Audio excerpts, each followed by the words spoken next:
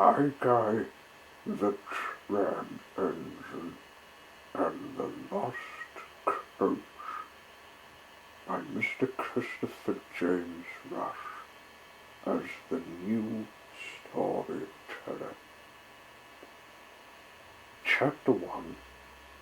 The Second Steam Tram Who Lived. Tigy came to Tasman Sodor a long time ago, helping with the island work.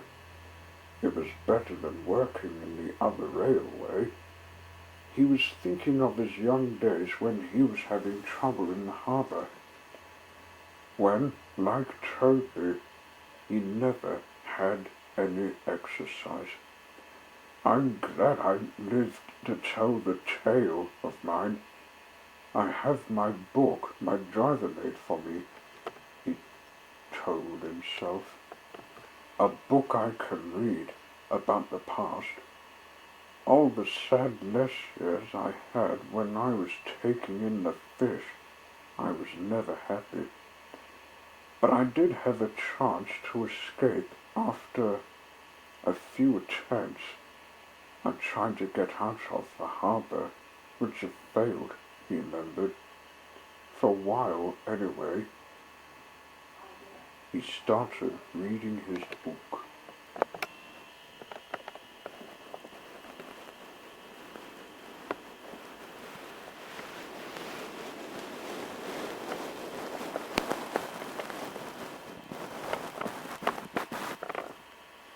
Once upon a time, in the other railway, there was another tram engine named Tigy.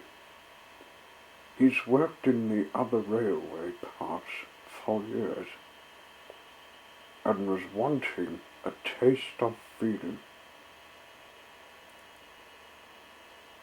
His controllers weren't any help to let him have time of having thoughts.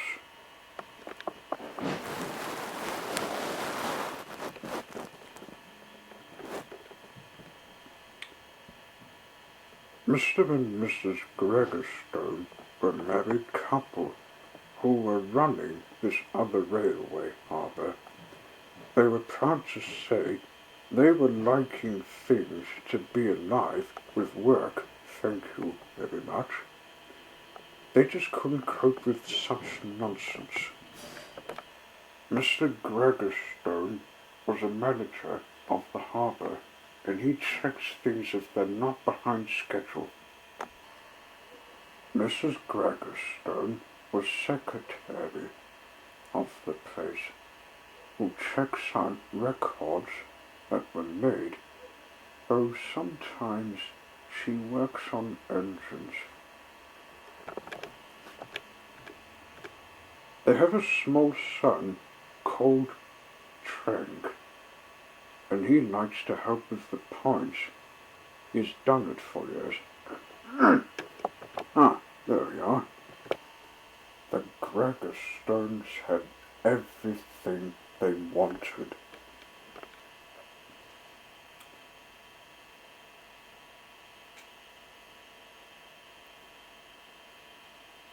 They also have a secret, and their greatest fear was that someone would discover it. Some years ago, when Toby, the tram engine, had left the harbour, he had a little line to run on, and they were wanting him back badly. To tell the truth, they're criminals. Nobody ever knew they had a criminal record, except they do because someone had discovered their secret, which is called imprisoning engines. That was Percy. I remembered him telling them a threat word that they would one day be wishing they would never make a family. That threat got them angry so much that they shooed him away, as he laughed at their first failure. but of course that thread name still got stuck in their heads. One day,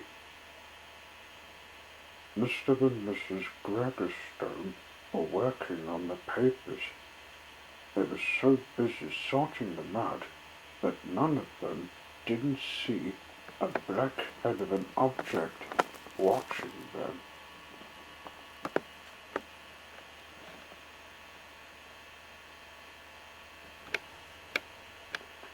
Mr. Gragastone thought he decided to take a stroll to get some fresh air. He was checking the dock like he usually did every day. He was about to step into the harbour port when he noticed the first sign of something peculiar.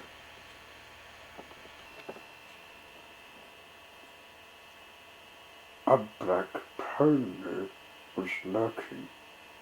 It seemed to be talking to something. It looked up all of a sudden at Mr. Gragastone and vanished. Tigy was looking away, sorting the tracks, pretending he had nothing to do with this business he had. "Were you talking to someone, Tigy?" he asked. "No, sir," said Tigy, "just shunting the trucks." "I see. Well, there's another load of fish coming in. So much for your seaside holiday." He gave a chuckle. Tigy suddenly wheezed steam at him. "How dare you remind me of that time I couldn't exercise my pistons?" "No excuses, my boy," said Mr. Gragastone. "How many times do I have to tell you this place is your home? Why don't you just shut your mouth up, you big oaf? If you may wonder who I was talking to, that's some pony you'll regret to see. You've told me that a dozen times. Well, you're not careful, are you?" As he had expected, Mr. Gragastone was outraged.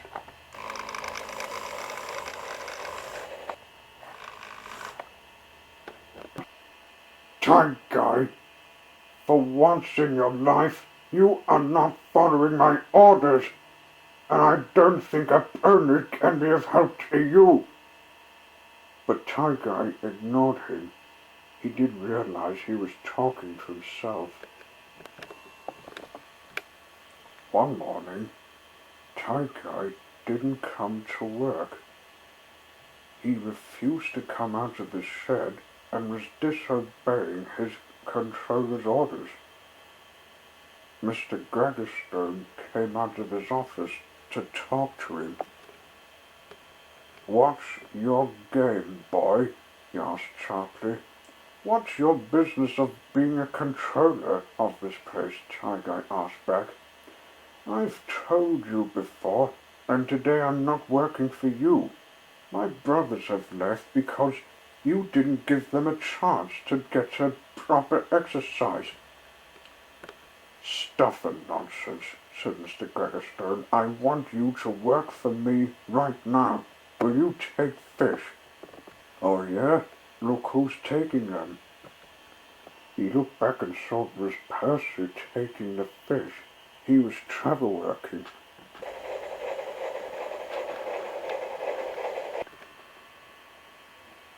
"Right, that does it. I'm through with you, piece of junk. I'll have to lock you in the shed. You're not coming out till 2015. And with that, he locked him in the shed.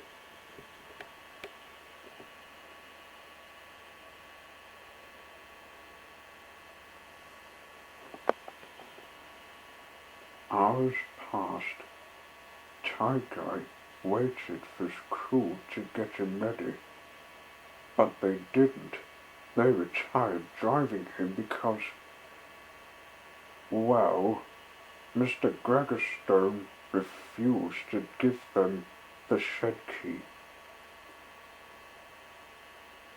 Just as he was thinking his life would be more miserable, he noticed the door was opening, or rather it was broken off. The black pony came to set him free. It is time for you to take your chance of leaving, Tigy.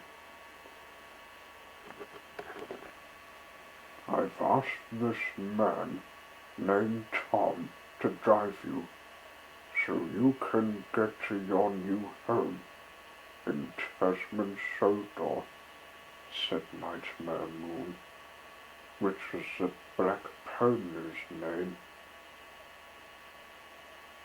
How do I get out of England? And where is this place, Tasman Sodor? Asked Tigy. It's on an island called Australia. You're the last engine to leave this harbour. Percy took the fish to a shop near here and is off home. Follow him and he'll show you the way. She vanished. Tom hopped in the cab.